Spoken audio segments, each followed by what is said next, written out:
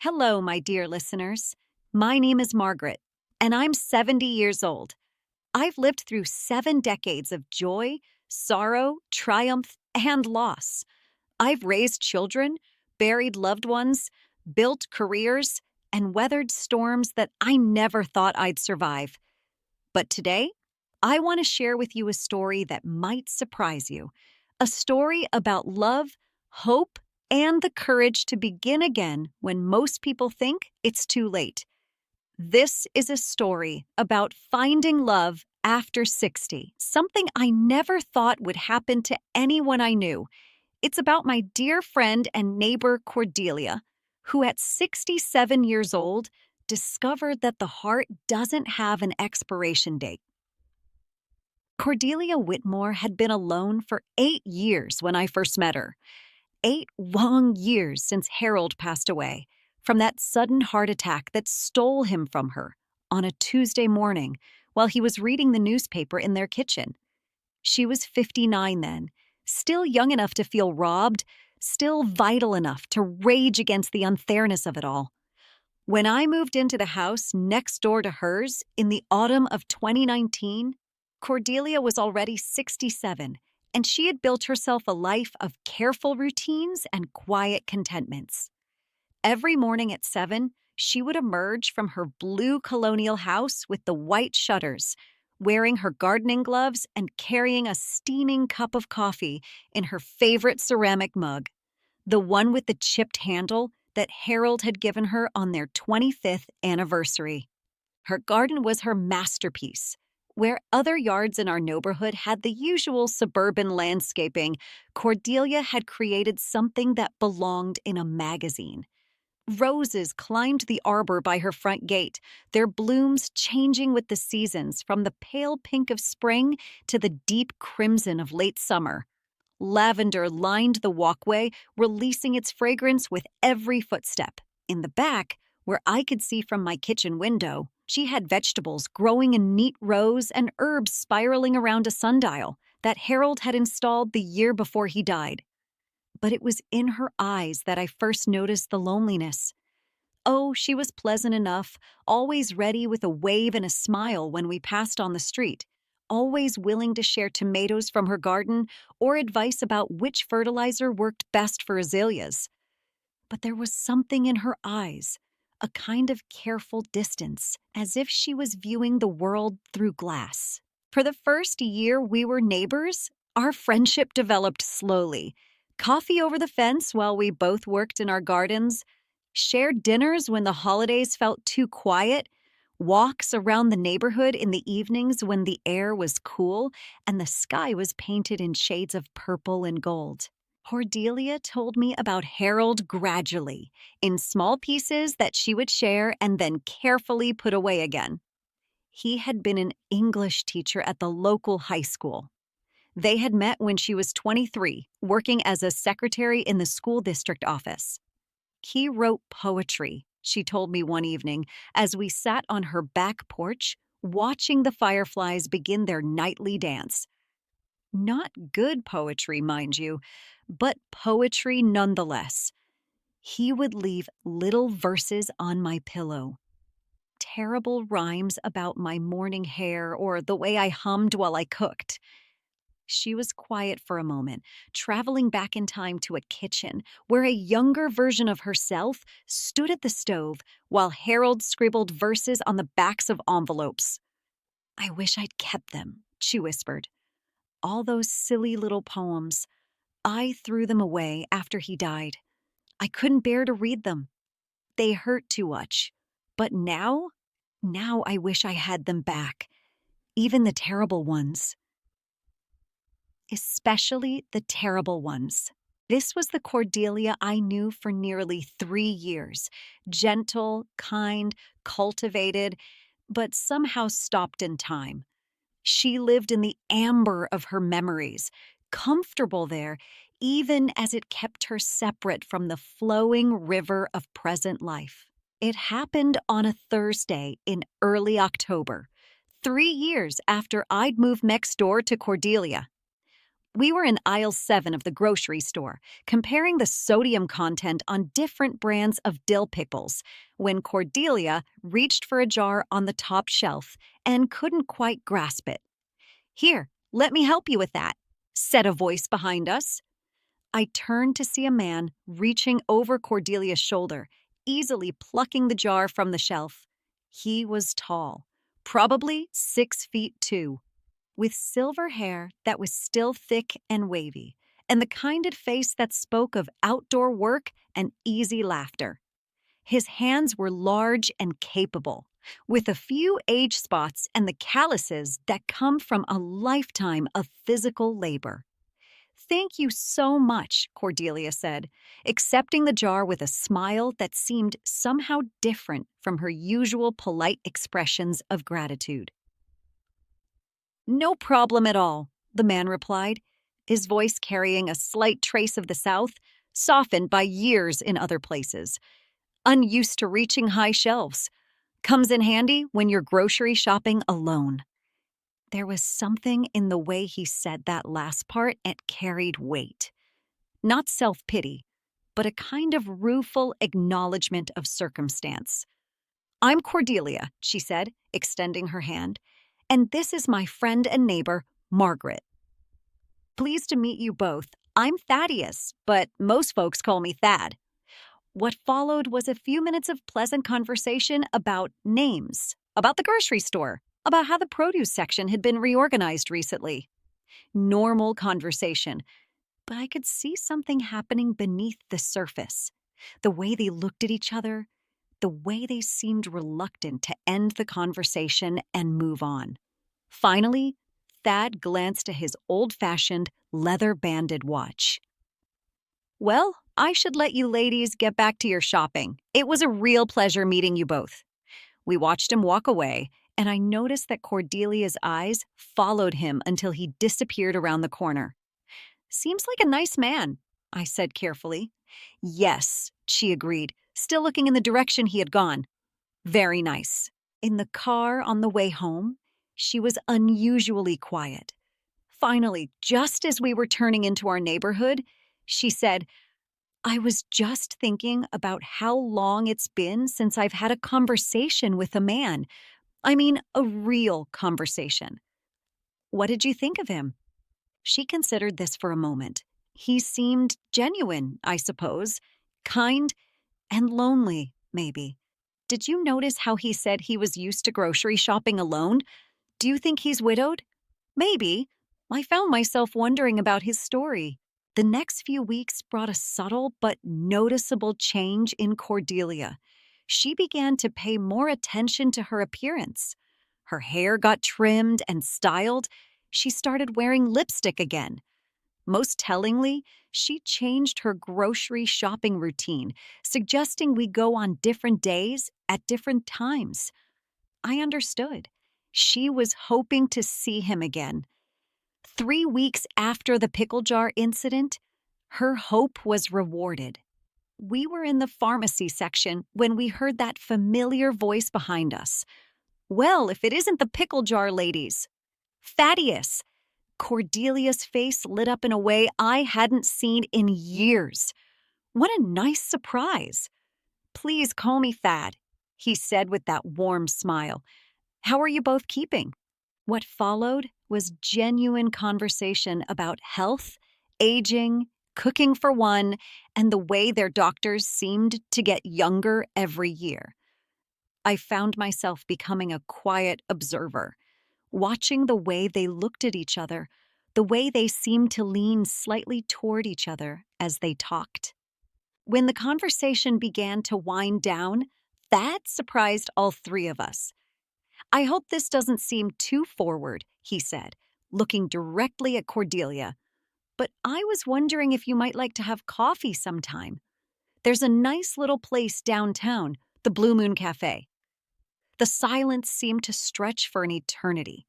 I could see Cordelia's internal struggle playing out on her face. Surprise, pleasure, uncertainty, and something that might have been fear. "Yes," she said finally, her voice barely a whisper. "Yes, I think I'd like that very much.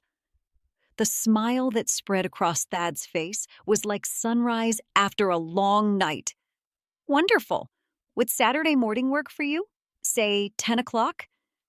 They exchanged phone numbers, and after he left, Cordelia stood frozen for a moment. Oh my God, she whispered. Margaret, what have I done? You said yes to coffee with a nice man, I replied gently. That's all, just coffee. But we both knew it wasn't just coffee. It was a first step back into a world she had been avoiding for 8 years. Saturday morning dawned crisp and clear. At 8 o'clock, Cordelia knocked on my back door. I need help, she said. I've changed clothes 4 times, and I still don't know what to wear. She was wearing a navy blue dress that I'd never seen before, simple but elegant, bringing out the blue in her eyes and skinning her figure in a way that was flattering without trying too hard. You look beautiful, I told her honestly. It's new, she admitted. I bought it yesterday. I haven't bought a new dress in 3 years. We sat at my kitchen table and I watched her fidget with her wedding ring, twisting it around her finger. Do I take it off? She asked suddenly. What feels right to you? She was quiet for a long moment. Part of me feels like I'd be betraying Harold if I took it off. But part of me wonders if wearing it is sending the wrong message. In the end, she moved the ring from her left hand to her right hand, a compromise that honored her past while suggesting she was open to a future. The Blue Moon Cafe was exactly as Thad had promised, small, quiet, with mismatched vintage furniture and the kind of atmosphere that invited lingering. Cordelia arrived 5 minutes early and chose a table by the window. Thad arrived precisely at 10 o'clock, wearing gray slacks and a white shirt with a green sweater that brought out the color of his eyes. Cordelia, he said, approaching her table, you look lovely. The compliment made her blush like a schoolgirl. They ordered coffee and gradually relaxed into real conversation. Thad told her that he had been widowed for 5 years. His wife, Linda, had died of cancer after a long illness. He spoke of her with love and sadness, but without the kind of overwhelming grief that would have made Cordelia feel she was competing with a ghost. I know what it's like, he said simply, to feel like you're only half of yourself. Cordelia found herself nodding. People tell you it gets easier, but I'm not sure that's exactly right. It gets different, maybe. You learn to carry it differently. Yes, he said, reaching across the table to briefly touch her hand. That's exactly right. They talked about their marriages, their children, their struggles with retirement, and the challenge of filling days that had once been structured by work and responsibility. Thad had been a carpenter, specializing in custom furniture. He showed her pictures on his phone of pieces he had made, beautiful work that spoke of patience and artistry. The conversation flowed so naturally that Cordelia was surprised when she looked at her watch and saw that nearly 2 hours had passed. Would you like to take a walk? Thad suggested. There's a nice path by the river just a few blocks from here. She almost said no. The old Cordelia would have said no.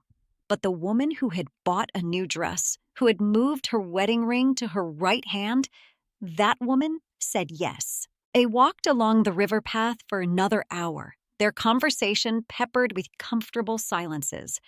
When they finally parted ways, Thad said, I had a wonderful time today, Cordelia. Would you be interested in doing this again sometime?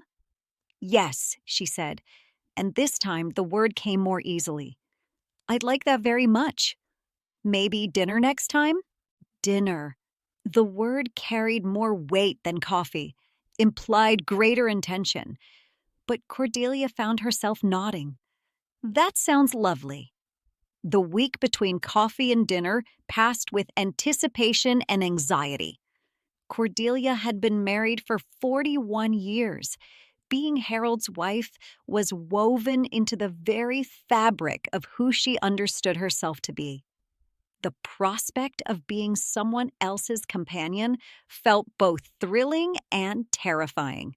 She threw herself into her garden with renewed energy, as if the physical work could help her process the emotional turmoil. On Tuesday, she called me over to help her decide what to do with Harold's closet. "I keep thinking about what Thad said, about learning to carry grief differently," she said as we stood in her bedroom doorway. "I think maybe it's time." We sorted through suits that still smelled faintly of Harold's cologne. Casual shirts she remembered him wearing on weekend mornings. Some items went to charity, others to her son and son-in-law, still others to a memory box.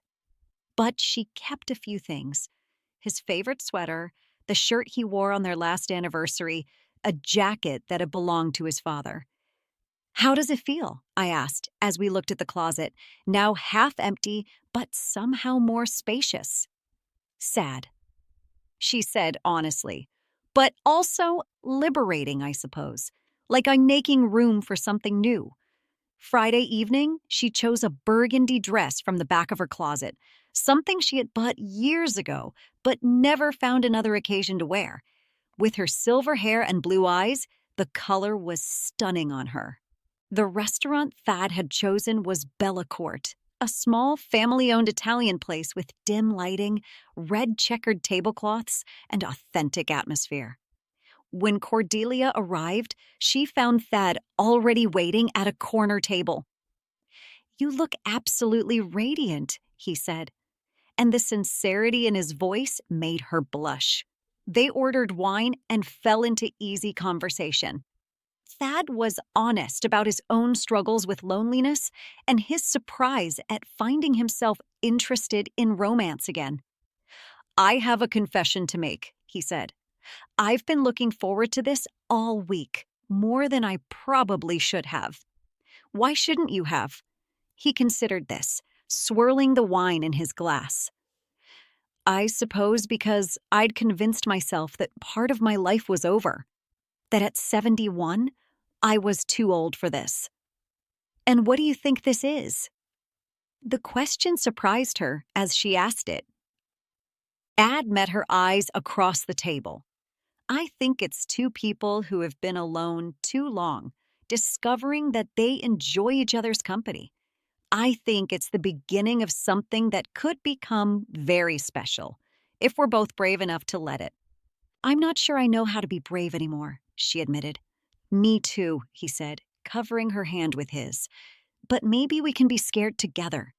Maybe that's what courage looks like at our age. Not the absence of fear, but the decision to move forward despite it." Their conversation ranged across decades of experiences. They talked about loss, but not in the way that grief counselors encouraged. They spoke about the smaller losses, the way Thad still sometimes set the table for two, the way Cordelia still found herself buying Harold's favorite cereal out of habit. When they finally asked for the check, Cordelia was surprised to see that it was nearly 10 o'clock. "I should follow you home," Thad offered, "just to make sure you get there safely." It gave her an excuse to extend their time together and gave him an excuse to see her safely home. When they reached her house, Thad walked her to her front door. They stood there for a moment under the porch light, and Cordelia felt like a teenager on a first date. "I had a wonderful time tonight," Thad said. "The best evening I've had in years." "So did I," Cordelia replied, realizing she meant it completely. "I'd like to see you again, if you're comfortable with that." "Yes," she said, then added with a smile that surprised them both, "I'd be disappointed if you didn't ask." He leaned forward then and took her hand, pressing a gentle kiss to her knuckles in a gesture that was both old-fashioned and deeply romantic. "Good night, Cordelia." "Good night, Thad." Word travels fast in small communities, and by the following Monday, it seemed as though half the town knew that Cordelia Whitmore had been seen having dinner with Sun Man. At the grocery store, Martha Henderson from church approached her with the kind of concerned expression usually reserved for discussing terminal illnesses. "Cordelia, dear," Martha said, "I heard you were out and about this weekend. How nice that you're getting out more." There was something in Martha's tone that made it clear she knew exactly what getting out more referred to. "Yes, I had a lovely dinner at Bellacourt," Cordelia said, selecting tomatoes with perhaps more attention than they required. "Oh, that's wonderful, dear. And you went alone?" Cordelia could have lied, could have avoided the inevitable gossip, but something in her rebelled against hiding what had been one of the most pleasant evenings she'd experienced in years. "No," she said, meeting Martha's eyes directly. "I had dinner with a friend. A gentleman friend." Martha's eyebrows rose so high they nearly disappeared into her hairline. "Oh my, how modern of you." The word modern was clearly not intended as a compliment. That afternoon brought a phone call from her daughter in Boston. "Mom," Jessica said without preamble, "Mrs. Patterson called me. She said there are rumors going around town that you're dating someone." "I had dinner with a friend," Cordelia said carefully. "Once." "Mom, don't you think it's a little soon?" "Soon?" Cordelia couldn't keep the incredulity out of her voice. "Jessica, it's been 8 years." "But Dad, your father is gone," Cordelia said more sharply than she'd intended. "And I am still alive." The conversation was difficult, with Jessica expressing her discomfort with the idea of her mother with someone other than her father. Her son Michael's call the next day was even worse. He worried about fortune hunters and con men who prey on lonely widows. But it was the encounter with Harold's brother that nearly broke her resolve. Robert Whitmore showed up at her door Wednesday evening, unannounced and clearly agitated. "I heard about your activities," he said without preamble when she opened the door. "Do you have any idea how this looks? How it reflects on Harold's memory?" "I failed to see how having dinner with a friend reflects on anyone's memory," Cordelia said. "Cordelia, you're a 67-year-old widow. This behavior is unseemly." The word hit her like a slap. "I think you should leave."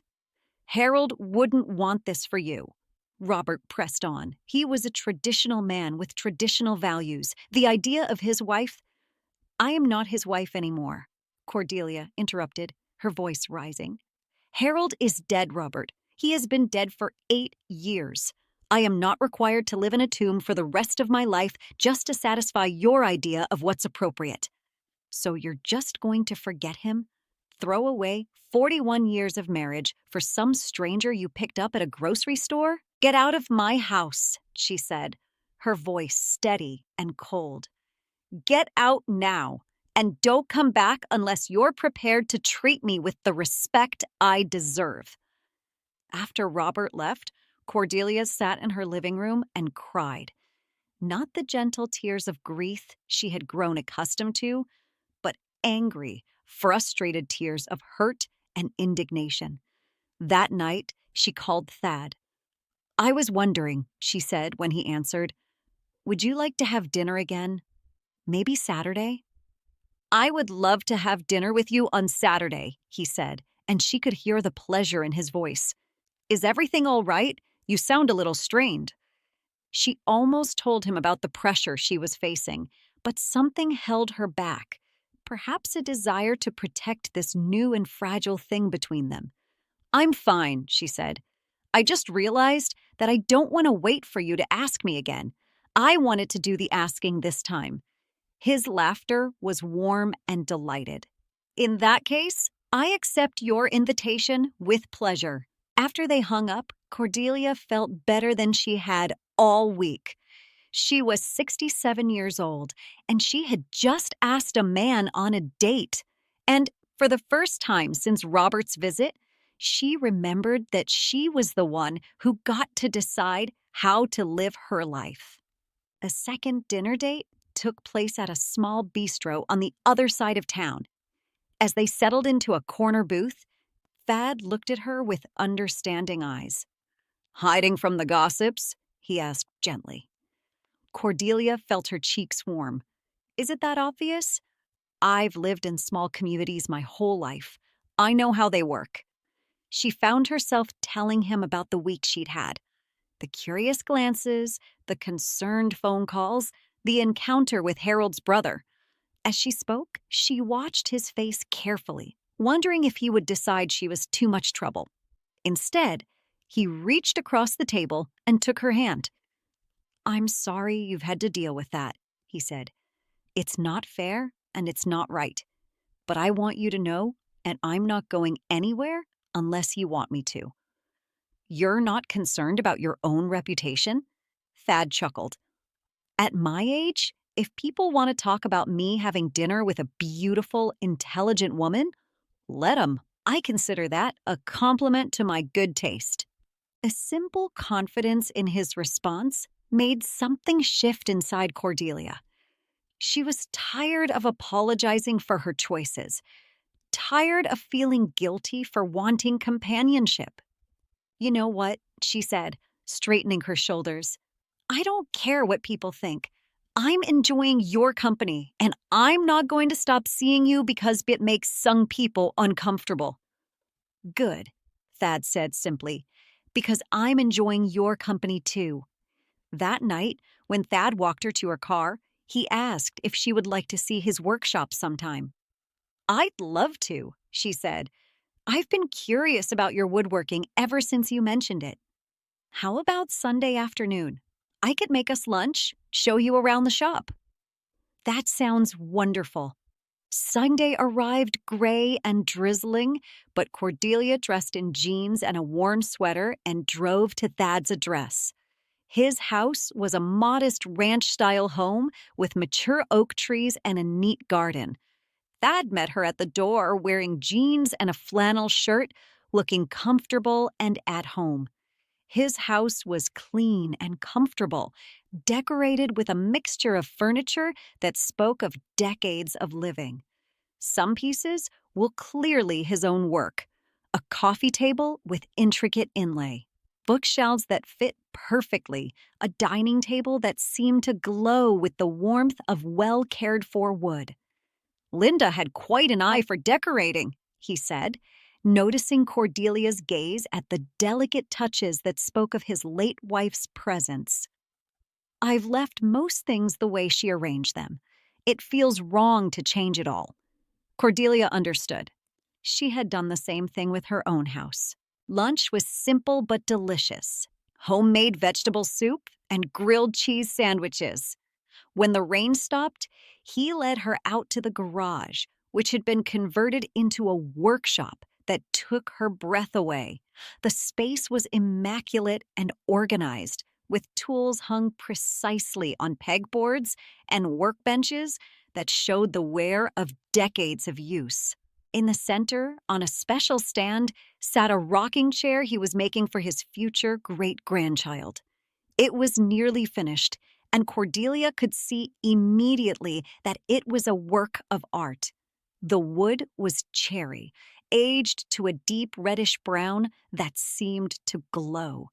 The craftsmanship was so precise that it looked as if it had grown rather than been made.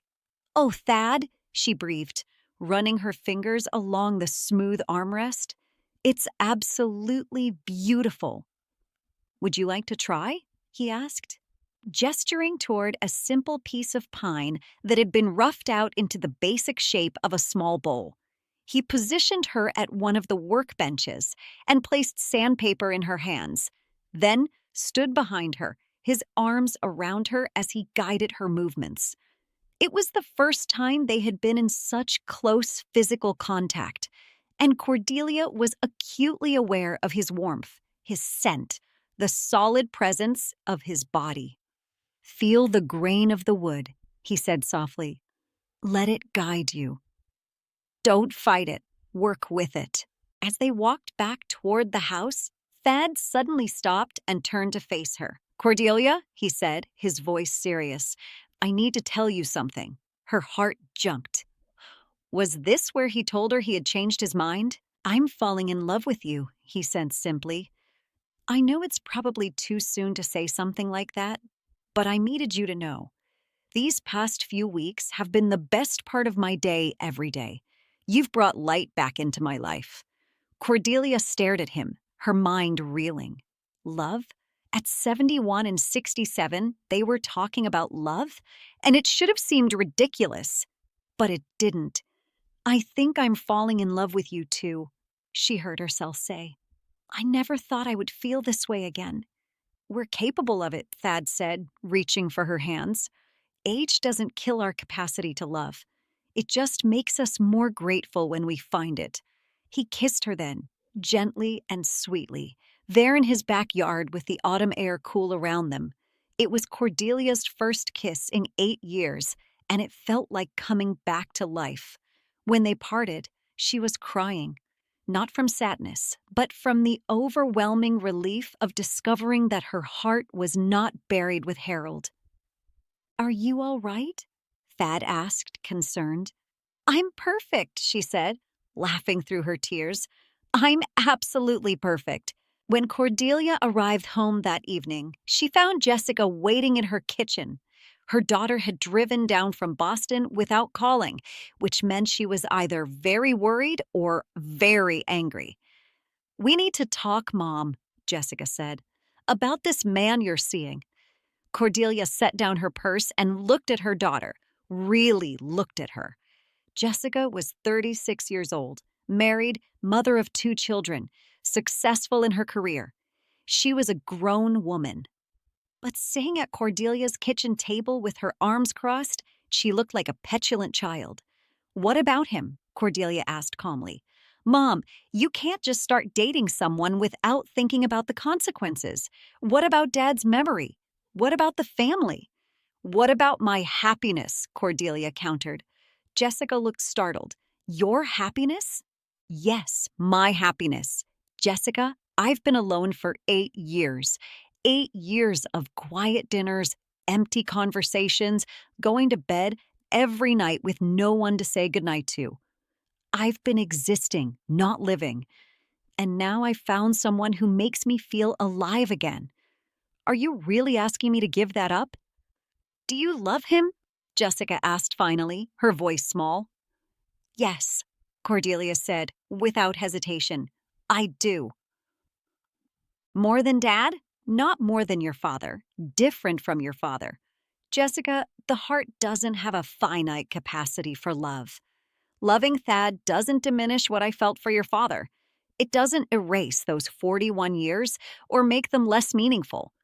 But it does give me hope for however many years I have left. They talked until nearly midnight, working through Jessica's fears and concerns. It wasn't easy. There were tears and raised voices and moments when Cordelia wondered if she was being selfish. But in the end, Jessica hugged her and said, I want you to be happy, Mom. I really do. It's an adjustment. I know, sweetheart, Cordelia replied. It's an adjustment for me, too. The weeks that followed brought a gradual transformation in Cordelia's life. She began redecorating her bedroom, moving it from a shrine to the past to a space where she could imagine a future. She bought new bedding in soft lavender, created a reading nook by the window, and while she kept the things that brought her comfort, she no longer lived in a museum.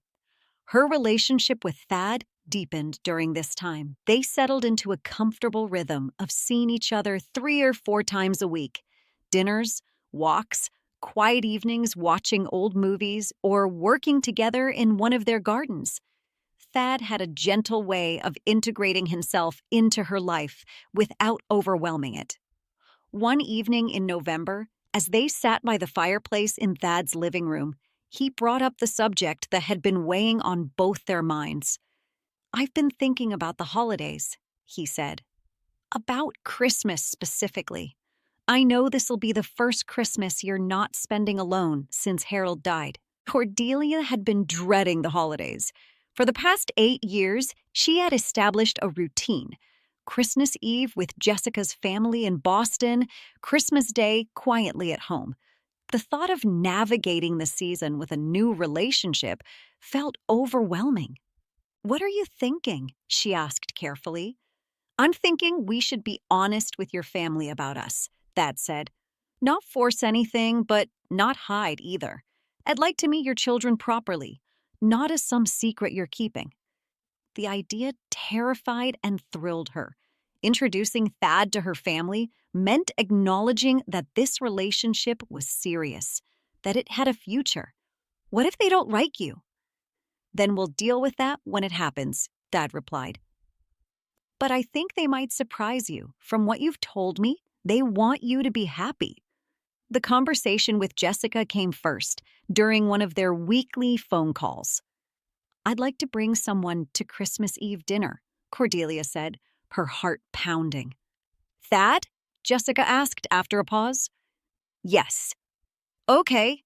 I mean, I'd like to meet him. We all would. It's time, isn't it?" Christmas Eve at Jessica's house was tense at first, with everyone being overly polite. But Thad had a gift for putting people at ease.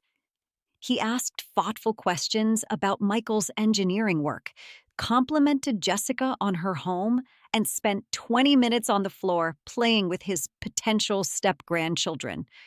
By dinner time, the atmosphere had relaxed considerably. After dinner, Jessica's 8-year-old daughter Claire climbed onto the couch next to Thad. "Were you going to marry Grandma?" she asked with the directness that only children possess.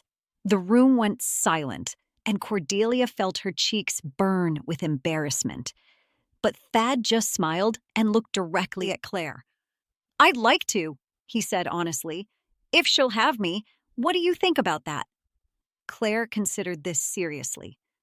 "I think it would be nice," she said finally. "Grandma smiles more when she talks about you." Later that evening, as they drove back to Cordelia's house, she found herself thinking about Claire's words. She did smile more when she talked about Thad.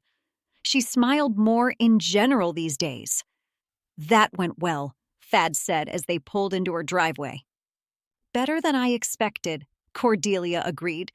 As they sat in the car, neither moving to get out, Cordelia felt the weight of Claire's innocent question hanging in the air between them.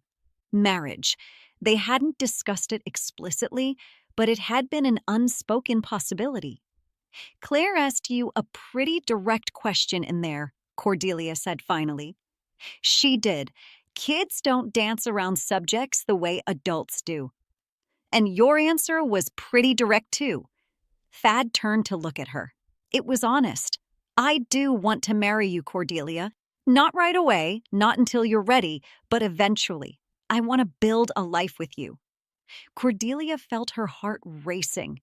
At 67, she was being proposed to, and it felt both surreal and completely right. "I want that too," she said quietly. "I never thought I would, but I do." They didn't get engaged that night, but something had shifted between them, a recognition that they were building towards something permanent and real. I'm ending this story on a warm June morning, exactly 1 year after Cordelia said yes to coffee with a stranger in a grocery store. I'm sitting on her back porch, though it's Thad's back porch now too, since they were married in a small ceremony 2 months ago. Watching them work together in the garden that has become their shared project. They were married in April on a Saturday morning in the small chapel where Cordelia had been going to church for 30 years. She wore a simple cream-colored dress and carried roses from her own garden. Thad wore his best suit, and their children stood up for them. Claire scattered rose petals down the aisle with the seriousness of someone performing a vital task. It was not the wedding of young lovers, full of dreams about an unknowable future. It was the wedding of two people who had lived full lives, who had loved and lost, and found each other in the years that society often discounts.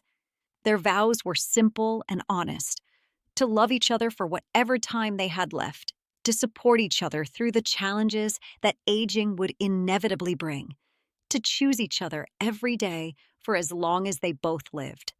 Watching them now, working side by side in their garden, I'm struck by how naturally they move together.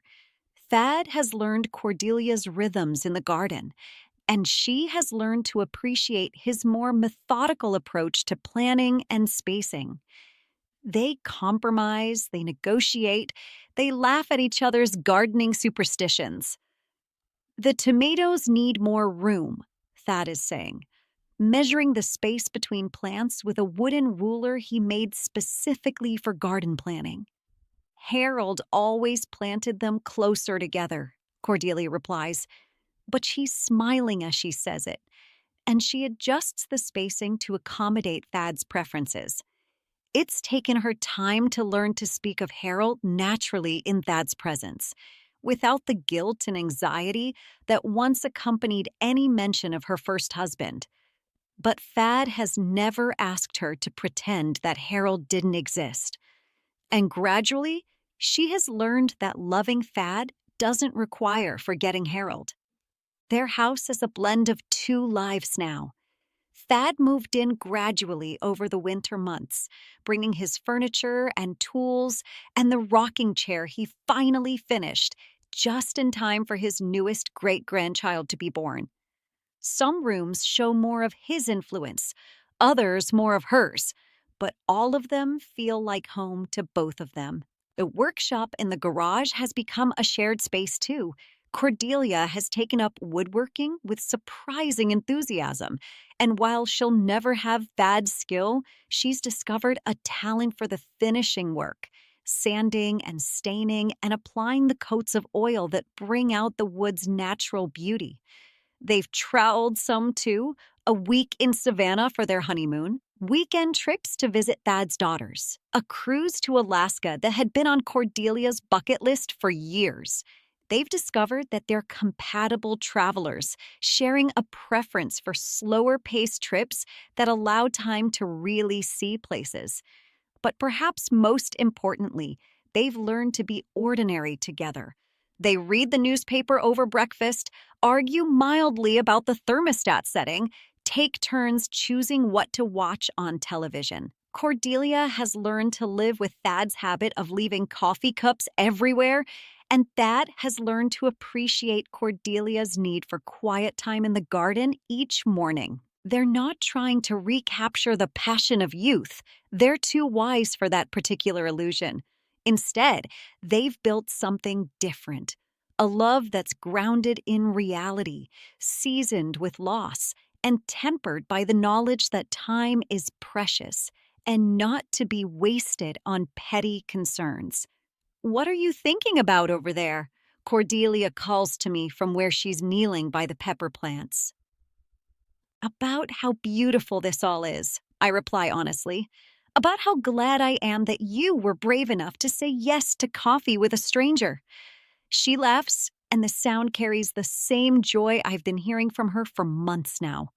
"Best decision I made in 8 years, she says, glancing over at Thad, who grins and blows her a kiss.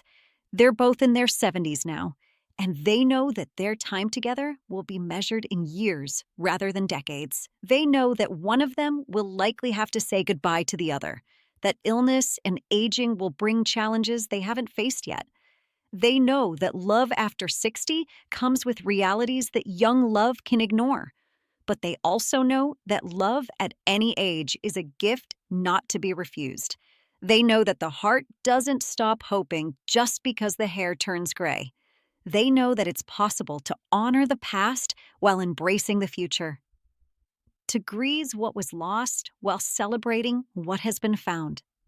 As I watch them work together in their garden, planning for vegetables they'll harvest in the autumn, I think about the lessons their story offers to anyone who believes that love is only for the young. First, that it's never too late to open your heart to new possibilities. Cordelia spent 8 years convinced that her romantic life was over, that love was something that belonged to her past. But love found her anyway in a grocery store aisle, in the simple kindness of a stranger reaching for a jar of pickles. Second, that you don't have to choose between honoring your past and embracing your future. Cordelia will always love Harold. That love is part of who she is. But loving Thad doesn't diminish what she had with Harold. If anything, it honors it by proving that Harold loved a woman capable of great love. Third, that society's expectations about aging and romance are often wrong and always limiting. There will always be people who think that love after 60 is unseemly or inappropriate. Those people are missing one of life's most profound truths. That the capacity to love and be loved is one of the things that makes us most human, and it doesn't diminish with age. Fourth, that courage comes in many forms, and sometimes the bravest thing you can do is say yes to the possibility of happiness. Cordelia had to overcome years of conditioning that told her she should be content with solitude. It took courage to admit she was lonely, courage to be vulnerable with a new person, courage to risk her heart again. Finally, that love in later life has a quality that young love cannot possess: the wisdom that comes from understanding how precious and fragile life is. Thad and Cordelia don't waste time on petty jealousies and power struggles. They've learned what matters and what doesn't, and they focus their energy on what brings joy rather than what brings drama. As the sun climbs higher and the morning grows warmer, I gather my things to head back to my own house. But before I go, I watch them for one more moment. Two people who found each other in the supposed twilight of their lives and discovered that twilight can be the most beautiful time of day, when the light is golden and everything glows with warmth and possibility. Thank you, I call to them as I stand to leave. For what? Cordelia asks, looking up from her work. For showing me that the best stories don't always end with, and they lived happily ever after. Sometimes they end with, and they lived fully, completely, gratefully ever after. Ad chuckles and puts his arm around Cordelia's waist. We're just getting started, he says.